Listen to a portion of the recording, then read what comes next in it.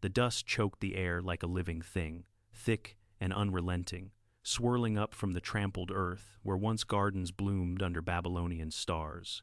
You hear at first the low rumble of chariots grinding over shattered brick, the crack of whips slicing through screams that rise and fall like a river in flood. Then the smell hits, acrid smoke from temples set ablaze, mingled with the metallic tang of blood soaking into the soil.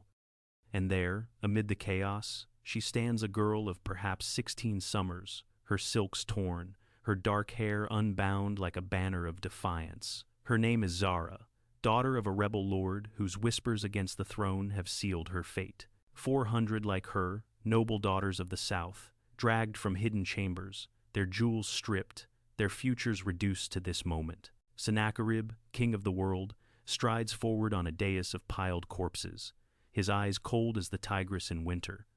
He claims them not with hands, but with the weight of his gaze, a promise of violation etched in the empire's iron code. The walls of Nineveh wait, hungry for their display, bodies broken, spirits flayed, a gallery of terror to warn the winds themselves. But as the first scream pierces the dusk, one truth lingers unspoken. This is no conquest. This is erasure, carved in flesh. What you're about to hear involves sexual violence and systematic degradation, drawn from the shadowed annals of ancient empire. These events echo documented brutalities. Though numbers blur in the fog of time, historians debate the scale, but the machine behind it ground on without mercy. If this pulls you under, step away. I respect that. For those who stay, we chase not the gore, but the gears that turned it, how power devours its own to feed the fear. Imagine a world where rivers birthed cities of gold, where gods walked in ziggurats piercing the sky, and one man's ambition could drown them all in floodwaters of spite. This wasn't the fever dream of a mad tyrant.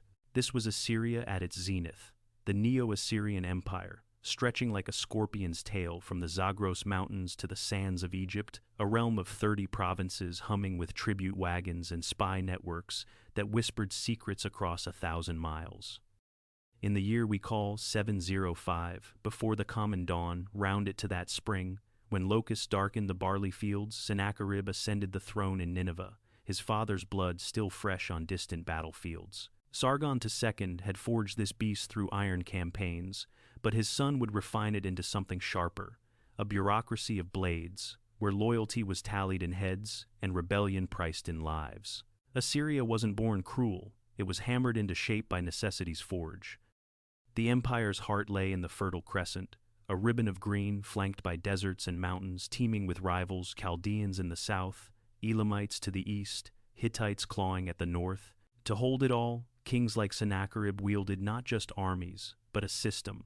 Provincial governors who reported weekly on grain stores and whispers of unrest, engineers who mapped siege ramps before the first arrow flew, and scribes who etched every victory in clay, every defeat into oblivion. Taxes flowed in silver and cedar, but fear was the true currency displayed on palace walls, where flayed skins draped like tapestries, a visual ledger of what awaited the disobedient.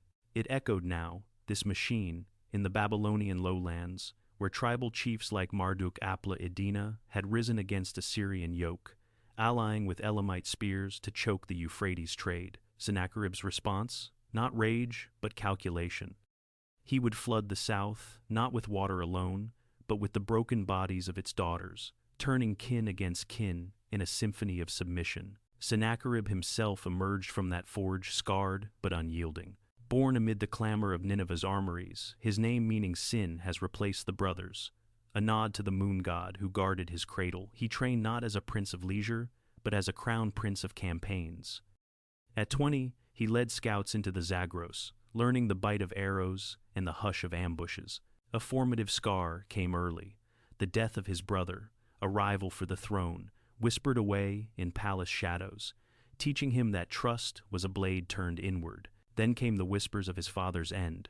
Sargon felled in a Tabal skirmish, his body lost to enemy soil, a ghost unburied that haunted Assyrian dreams. Sennacherib vowed no such fate. He fortified Nineveh with walls 13 feet thick, canals that could drown armies, and a palace southwest, they called it, where aqueducts sang like veins of the empire. But beneath the marble, trauma coiled. the fear of erasure, the need to etch his name deeper than any flood. By his 30s, envoys from Babylon arrived with honeyed pleas, masking daggers. Marduk-apla-iddina, that Chaldean fox, had seized the throne in 721, only to flee before Sargon.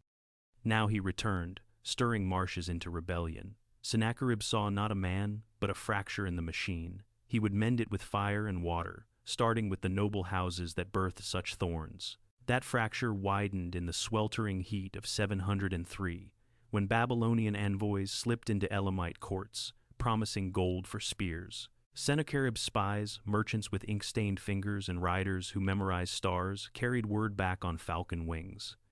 He gathered his magnates in the throne room, maps unrolled like flayed hides, and traced the Euphrates with a dagger's tip. "They breed defiance in their wombs," he said, voice low as the Tigris at midnight.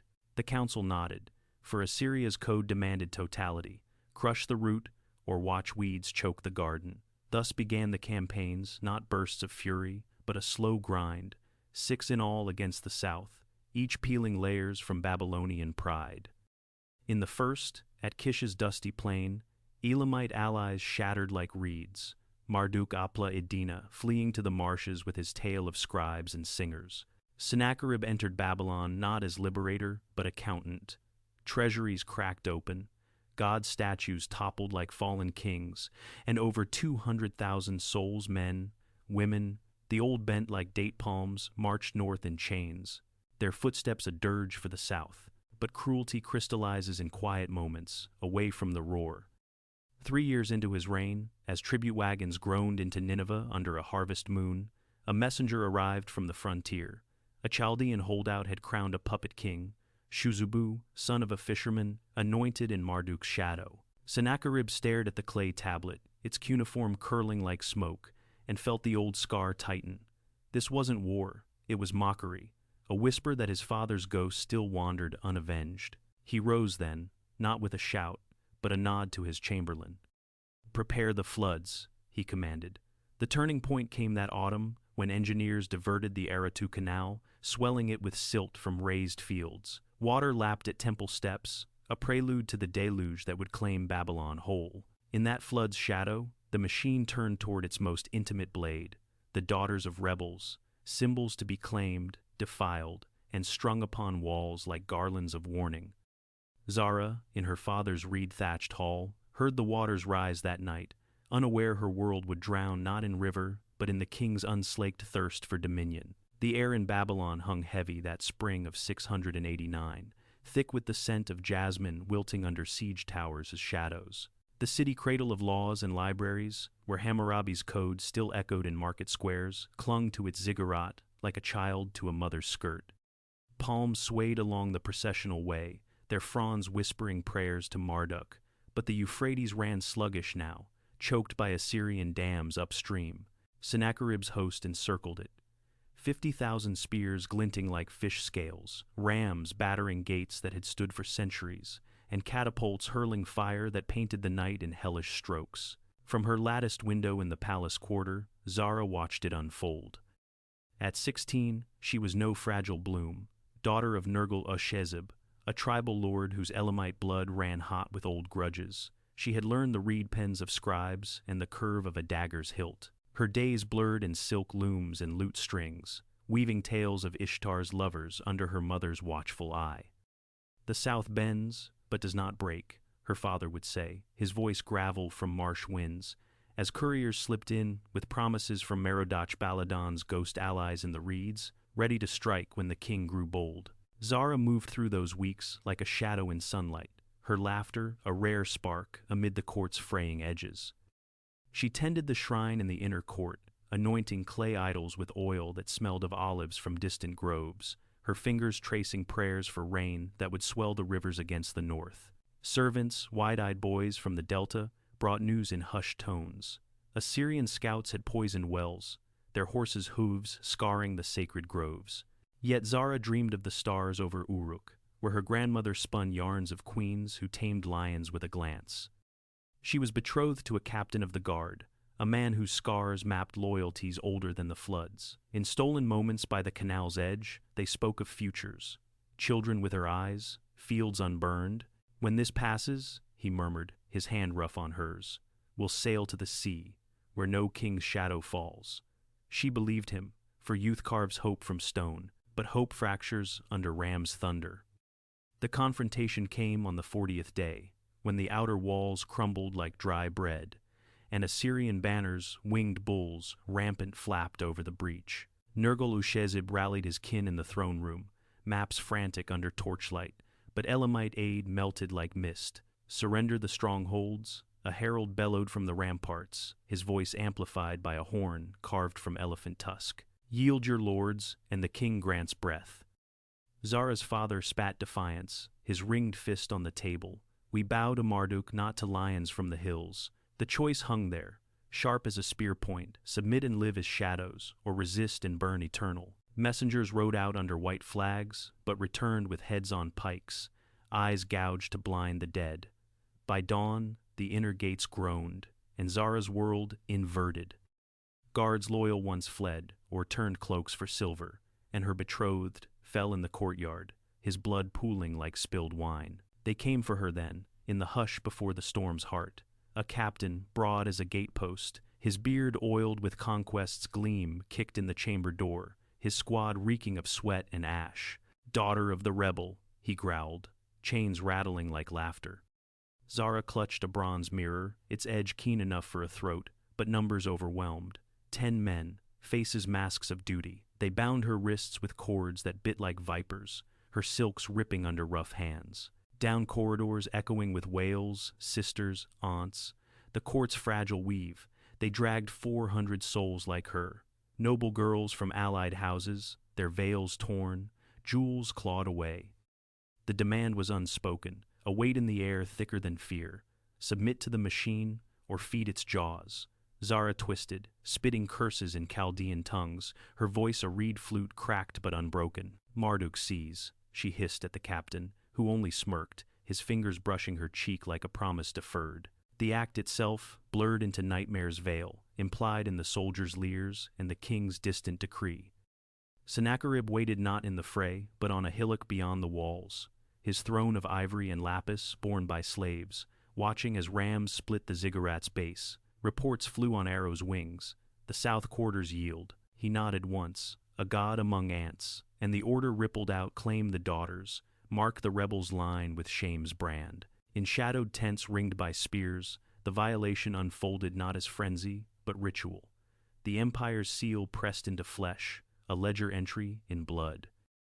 Zara felt it as a tearing, a world's unmaking, her screams swallowed by the din of falling stone. No details linger, only the after. Bruises blooming like night flowers, spirits hollowed, the air foul with violation's echo. They herded the 400 then, robes shredded, eyes averted, into wagons bound for Nineveh's maw. Word spread like canal fever. In the reed huts of the delta, fishermen whispered of the river of tears, how noble blood now stained the barges north. Survivors, those few lords spared for labor, learned in chains, their tales etched in glances too raw for speech. This wasn't about Zara, or the 400 shadows trailing her. This was the system flexing, a psychological siege, where bodies became billboards, warning that rebellion birthed not heroes, but spectacles. In modern shadows, it mirrors boardrooms where whispers topple lives, or headlines where women's scars sell clicks, erasure dressed as strategy, the machine's hum unbroken. But in Babylon's husk, as floods lapped at the ruins, one truth surfaced. Even in chains, memory carves deeper than any wall. But that wasn't the worst part. As the wagons creaked north under a merciless sun, the machine shifted gears not to the victim's gaze, but to the executor's hand. From the vantage of General Nabu-sharra-usur, Sennacherib's iron-fisted deputy, the campaign unfolded as ledger lines. Villages tallied, granaries emptied, the South's pulse measured in boot prints. Nabu-sharra-usur, named for the scribe god, yet built like a siege engine, had risen from provincial dust, his loyalty forged in Sargon's shadow wars. He rode at the vanguard now, his chariot scarred from Elamite arrows, overseeing the harvest of souls. The king demands totality, he'd bark to his lieutenants, clay tablets clutched like talismans, each mark a step toward promotion or the stake. The spread began methodically, a web spun from Nineveh's threads. After Babylon's fall, edicts flew on horseback, governors in the west to scour for Chaldean kin, spies in the marshes to drag out hidden daughters. Incentives greased the gears gold for the efficient, floggings for the slack, turning soldiers into hounds. Numbers swelled beyond the 400. Whole clans uprooted, their women sifted like grain, the pure-blooded nobles marked for the king's collection. Nabu-sharra-usur tallied them in his tent by lamplight, the air thick with incense, masking sweat. 2 from Uruk's house of scribes, 3 from the delta's pearl divers. Human terms cloaked the horror villages that once echoed with wedding drums, now silent husks, their hearths cold as forgotten gods. From his perch, the general saw not faces, but fractures sealed. In a reed-choked outpost near Kish, he oversaw a secondary cull, a merchant's widow, her veils embroidered with lapis dreams, dragged forth for sheltering a rebel courier. She spat at his boots, her eyes fire in twilight, but chains silenced protest. The machine mends itself, Nabu-sharra-usur muttered, signing the manifest, yet even he paused once, under a date palm's indifferent shade, watching a girl, perhaps Zara's kin, clutch a clay doll as if it held her world. Ironic that the empire's scribes, who penned odes to fertility goddesses, now scripted erasure. A breather came in quiet absurdities, a soldier trading looted figs for a rebel song, the melody haunting the march like a ghost. But the gears ground on, wagons groaning to Nineveh, where walls awaited their grim adornment. He made one crucial mistake, though. In the flood's aftermath, as Babylon's bones dissolved in silt, Nabu-sharra-usur penned a dispatch too candid. The daughters break, but whispers persist. Sennacherib read it by aqueduct's glow, his face a mask of rivers. The machine, for all its precision, birthed cracks, loyalty's illusion, fed by fear's bitter root. Time slowed then, the air in Nineveh's southwest palace thickening like honey laced with venom. The city sprawled under a sky bruised purple, its walls 13 feet of baked brick, etched with lions rampant standing sentinel over the Tigris's lazy coil. Aqueducts whispered from distant hills, feeding gardens where lotuses bobbed like false promises. But beneath the splendor lurked the undercroft, chambers where captives toiled, their hammers echoing like muffled heartbeats. Sennacherib had summoned the 400 here, not in triumph's blaze, but winter's chill, when snow dusted the ziggurats and breaths hung like specters. The peak came not in battle's roar, but this intimate unveiling, the gallery of shame, where empire's artistry met flesh's frailty. Sensory assault built it layer by layer. First, the scent jasmine oil clashing with unwashed fear, the metallic bite of fresh chains mingling with incense from Ishtar's shrine. Sounds layered next, the low chant of priests invoking Asher's wrath, the clink of anklets on marble floors, a girl's stifled sob cutting through like a flute's wrong note. Zara, at the fore, felt the stone cold under bare feet, her body a map of faded bruises, robes replaced by rags that whispered mockery. Flanked by Nabu-sharra-usur's guards, bronze helmets gleaming like false halos, they filed into the hall, 400 shadows stretching into gloom. Torchlight danced on bas-reliefs, kings trampling foes, their faces eternal in stone. But tonight, the walls craved living tribute. Sennacherib entered last, borne on a litter of ebony and gold, his robe heavy with bullion fringe that swayed like pendulums of doom. At 50, he was no giant, but presence made him so eyes sharp as cuneiform, beard curled like the Euphrates meanders. "Behold the fruit of rebellion," he intoned, voice rolling like thunder over plains. The act peaked here, stretched taut, not frenzy, but ceremony. Chains rattled as they positioned the first row Zara, among them against the wall's chill embrace.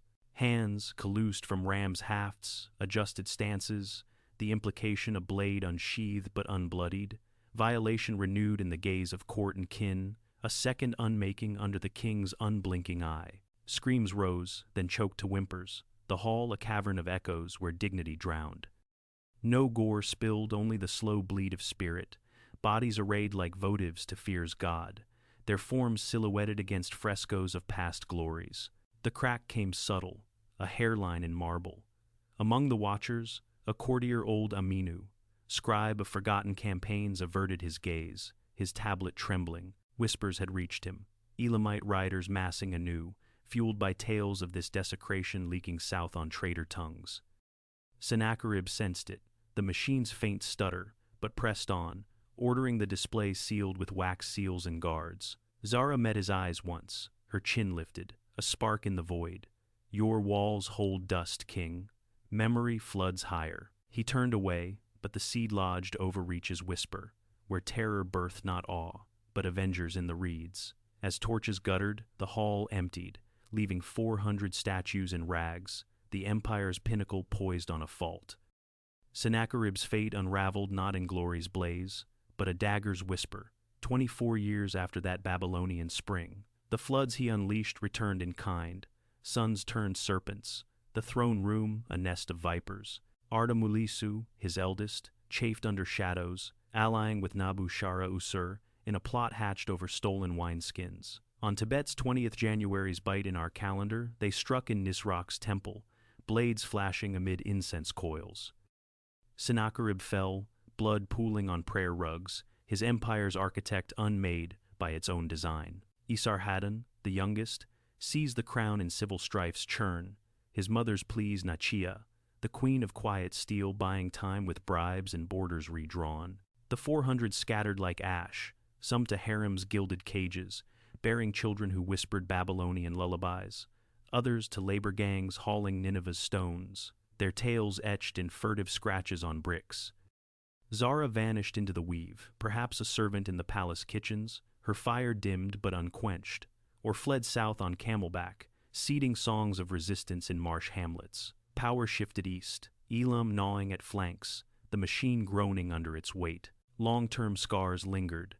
Babylon's erasure birthed a century's grudge. Chaldeans rising under Nabopolassar to topple Nineveh in 612, its walls once adorned with shame crumbling under Mede and Babylonian fire. Ironic twist.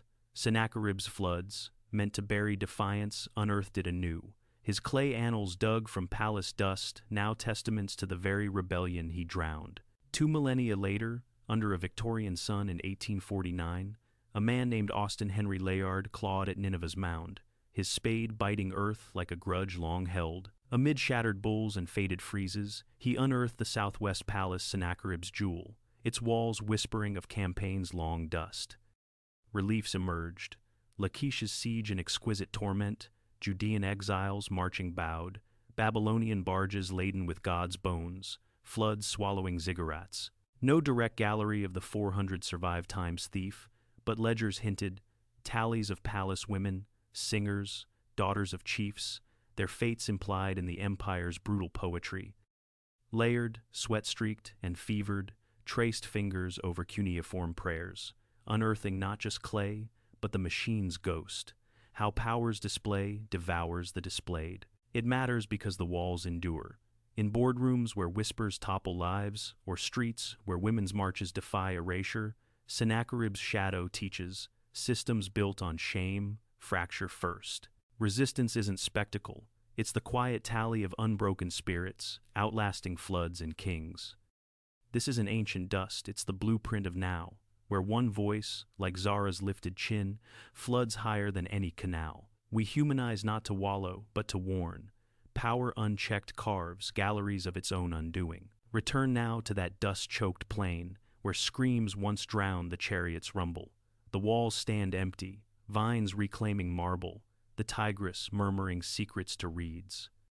Zara's line, perhaps, weaves through time descendants in Baghdad's markets, or London's archives, clutching layered sketches like talismans. They were meant to vanish. Those 400, names erased, bodies banners for a dead king's fear. But memory rebels, clay tablets defiant against floods, annals arguing with the gods themselves.